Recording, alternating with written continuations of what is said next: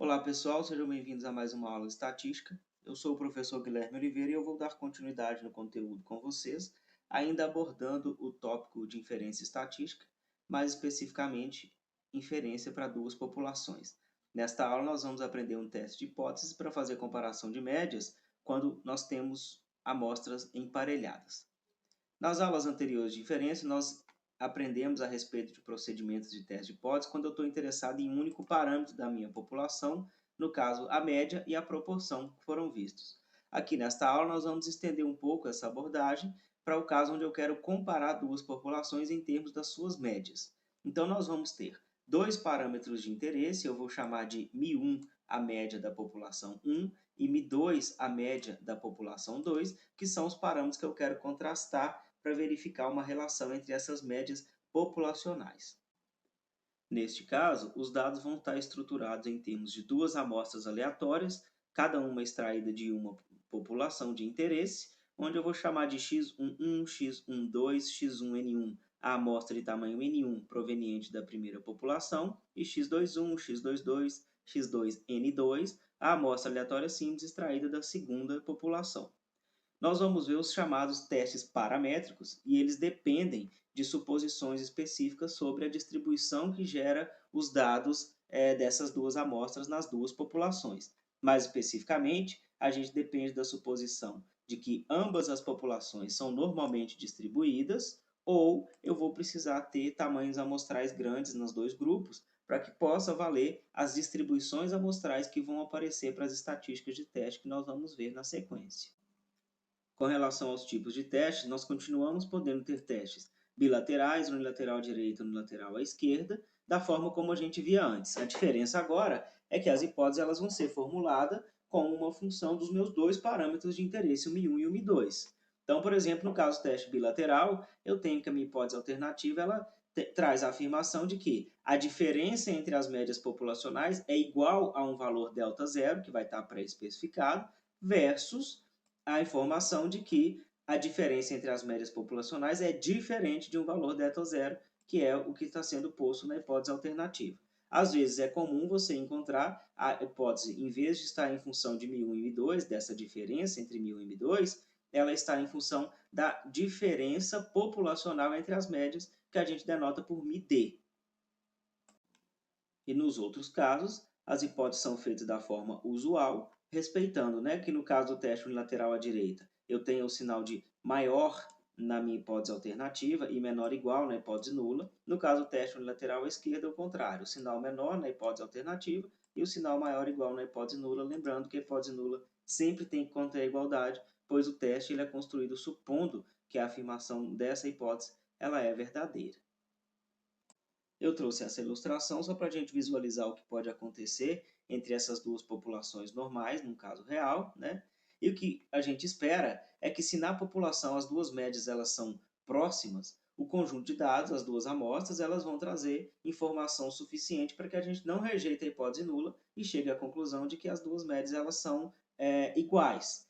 Quando essas médias elas são discrepantes na população, pode ser que os dados tragam informação para a gente rejeitar a hipótese nula ou não. Isso vai depender da magnitude, da diferença entre essas médias populacionais, no caso real, e também da variabilidade envolvida em cada uma das duas populações. Mas, naturalmente, nossa conclusão vai ser toda baseada na informação contida nas amostras. E aí que entra o papel da estatística de teste, porque ela é um mecanismo que fornece para a gente um meio de contrastar as médias das duas amostras, ponderar pela variabilidade envolvida em todo esse processo amostral e daí então sermos capazes de ter um critério para decidir a respeito da igualdade ou não das médias na população. O procedimento de teste adequado em cada caso vai depender da forma como o experimento ele foi planejado. A gente precisa, antes de mais nada, determinar se as amostras são emparelhadas ou se elas são independentes. As amostras são ditas emparelhadas quando a amostra de uma população tem alguma relação com a amostra da outra população. Exemplos comuns desse tipo de experimento ocorrem quando duas observações são tomadas numa mesma unidade amostral, por exemplo, antes e depois de algum tratamento ser aplicado, ou duas medições tomadas numa mesma unidade amostral sobre dois tratamentos diferentes. As amostras são ditas independentes quando elas não têm uma relação entre si, e é muito comum quando dois grupos são separados e em cada um deles é feito um certo tipo de tratamento. Nesse caso específico de amostras independentes, nós vamos ver que é necessário algum conhecimento adicional sobre as variâncias populacionais, que aqui eu estou denotando por sigma 1 quadrado, a variância da primeira população, e sigma 2 ao quadrado, a variância da segunda população. Esse é um fluxograma básico só para auxiliar a gente a identificar o procedimento correto com respeito ao teste paramétrico quando a gente tem duas amostras, e a primeira pergunta que se faz é justamente sobre as amostras serem independentes ou dependentes. Tá? Esse caso dependente é o mesmo também chamado de amostras pareadas ou amostras emparelhadas. Quando as amostras são independentes, precisamos definir se as variâncias populacionais são conhecidas ou não, e no caso de desconhecidos é preciso ter uma informação adicional se elas são iguais ou se elas são diferentes. Hoje nós vamos aprender o teste no caso em que as amostras são dependentes, emparelhadas ou também chamada de amostras pareadas. Neste caso, nós temos uma amostra de N pares de observações e o teste é conduzido através da comparação das medidas dentro desses pares. Tá? Lembrando, há um requisito, uma suposição necessária aqui, é que ambas as populações sejam normalmente distribuídas, ou seja, todas as primeiras medições de cada par são provenientes de uma distribuição normal com média μ1 e variância sigma1 quadrado, e a segunda medição é em cada par proveniente de uma distribuição normal com média μ2 e uma variância sigma2 quadrado. Esses dados eles são manipulados da seguinte maneira para a gente construir a estatística de teste. Para cada par, nós precisamos calcular a diferença entre as duas medições. Aqui eu estou tomando a diferença como sendo da primeira medição com relação à segunda. Com base nessas diferenças, nós calculamos a média das diferenças, chamada de d-barra, que é a soma das diferenças dividido pelo tamanho da amostra, e o desvio padrão das diferenças que nós temos observada nesse conjunto de tamanho n. Esse desvio padrão eu denoto por SD, só para fazer uma referência às diferenças, né? E é basicamente a fórmula do estimador ótimo que nós temos para uma variância baseada numa amostra, onde aqui em vez de x aparecem os Ds, que são as diferenças que nós temos. A estatística de teste que vai ser usada nesse caso, então, ela é dada entre a razão do d-barra menos o mid d, que é o valor estipulado na hipótese nula, dividido pela variabilidade do processo, que é o desvio padrão das diferenças sobre a raiz do tamanho da amostra. Assumindo que H0 é verdadeira, ou seja, que o valor real do mid d é o delta zero, aquele valor estipulado, a distribuição amostral dessa estatística ela é conhecida. Ela é uma distribuição t-student com n-1 graus de liberdade, a qual eu vou denotar aqui por t subscrito n-1. Neste caso, o teste, como ele é baseado em apenas nas amostras das diferenças, o procedimento ele é similar ao caso do teste que nós vimos para uma única média de uma população normal com variância desconhecida, abordado anteriormente no conteúdo. Dessa forma, uma vez que eu tenho observado os n valores das diferenças, eu preciso calcular um valor observado para essa estatística, substituindo o mid-d pelo valor que está estipulado na hipótese nula, e a partir daí eu vou contrastar esse valor observado com um valor crítico proveniente da distribuição amostral apropriada, que nesse caso é a t com n-1 graus de liberdade. Dado o meu nível de significância, eu vou saber então construir o critério para saber se eu rejeito ou não a hipótese nula. A construção dessa regra de decisão, seja a região crítica ou o valor P, ela é dada então da seguinte maneira. Se eu estou num teste bilateral, que é aquele teste, né, onde na minha hipótese nula eu tenho que a média das diferenças é igual a um valor delta zero versus a hipótese alternativa de que a média das diferenças é diferente de um valor delta zero, a região crítica ela é construída pensando nas duas caudas da distribuição amostral de referência, dado o meu nível de significância que vai estar pré-especificado, o alfa. Assim como a gente fazia antes, então, dado o valor do alfa, eu divido igualmente essa probabilidade de significância nas duas caudas da distribuição t, e eu encontro aqueles valores chamados de valor crítico, que eu estou denotando aqui por t crit. Tá? Esse valor t crítico é o valor que limita na cauda superior uma área de alfa sobre 2, e o simétrico dele é o que delimita uma área de alfa sobre 2 na cauda inferior da distribuição. Uma vez que esses valores críticos tenham sido especificados, a região crítica ela é construída da seguinte maneira, né? Se a minha estatística de teste ela for inferior ao meu valor T crítico da cauda da esquerda da distribuição, eu rejeito H0, ou se a minha estatística de teste cair acima do valor crítico na cauda direita da minha distribuição. De forma equivalente, a gente pode basear a conclusão no valor P, que no caso do teste bilateral, ele é construído como sendo 2 vezes a probabilidade de que na distribuição apropriada, nesse caso a t com n-1 graus de liberdade, eu tenho um valor mais extremo para a minha estatística em valor absoluto. A gente faz isso para olhar sempre na cauda da direita, porque nós temos a tabela apenas para a cauda superior da distribuição t. Se o valor P é menor do que o alfa, o nível de significância, rejeita-se H0. Se o teste é unilateral à direita, ou seja, a minha hipótese alternativa traz para mim a informação de que a média das diferenças é maior do que um valor ΔZ, versus o que está posto na hipótese nula de que a média é menor ou igual ao ΔZ, o teste ele é todo baseado apenas na cauda direita da distribuição, porque nesse contexto a gente está interessado apenas em rejeitar a hipótese nula se os dados trouxerem evidências suficientes de que, de fato, a minha média é maior do que um certo valor que eu estou usando como comparação. Então, o meu valor crítico ele é encontrado como aquele valor que deixa uma área alfa na cauda à direita da distribuição T, e se a minha estatística de teste for superior a esse valor crítico, eu rejeito a hipótese nula. O valor P, nesse caso, ele é dado pela probabilidade de, na distribuição T com n-1 graus de liberdade, eu ter um valor mais extremo para a minha estatística à direita do que o que eu tive. De forma similar, então, no caso do teste unilateral à esquerda, o pensamento é similar, só que agora concentrando tudo na cauda à esquerda da distribuição, porque no caso de um teste desse tipo, a gente está apenas interessado em saber se os dados trouxeram evidência suficientemente forte, né, de que a média de fato está abaixo daquele valor que está estipulado na hipótese nula, e o teste é conduzido a partir desses critérios.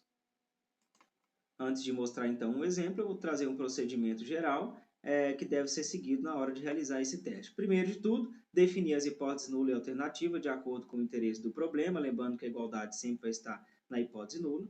Identificar o nível de significância para aquele teste. Calcular o valor observado para a estatística sobre a hipótese nula, ou seja, usando como referência para mim o valor que está estipulado na hipótese e a informação dos meus dados. E com base na distribuição T com n-1 graus de liberdade, eu vou construir a minha região crítica, dado o nível de significância que foi escolhido para o teste, ou calcular o valor P. Com base na região crítica, nós vamos rejeitar H0 se a estatística de teste pertencer à região crítica. Equivalentemente, com base no valor P, eu vou rejeitar se o valor P é menor do que o alfa, e a partir daí eu vou ser capaz de fornecer uma conclusão dentro do contexto do problema a respeito da rejeição ou não da hipótese nula e o que isso significa naquele caso específico. Este é o exemplo que eu vou resolver com vocês para fixar o conhecimento sobre o método que nós aprendemos nessa aula. Um artigo publicado numa certa revista compara vários métodos para prever a resistência ao cisalhamento em vigas planas de aço. Dados para 2 desses métodos, o Calhoun e o Lehigh, foram aplicados a 9 vigas específicas, como mostrado na tabela abaixo. Deseja-se determinar se há qualquer diferença em termos médios entre os 2 métodos com um nível de significância de 5%. Assuma que os dados são normalmente distribuídos em ambos os casos, e essa afirmação nós precisamos por causa da suposição de normalidade feita para os dados, para que o teste possa ser conduzido da maneira como nós aprendemos. Então, reparem nessa tabela onde nós temos os dados, que eu tenho a informação de que para cada trave, os 2 métodos eles foram aplicados. Existe, então, uma dependência entre essas duas amostras, que é a dependência intrínseca ao fato de que uma mesma unidade amostral, o mesmo corpo de prova, está sendo analisado com os 2 métodos.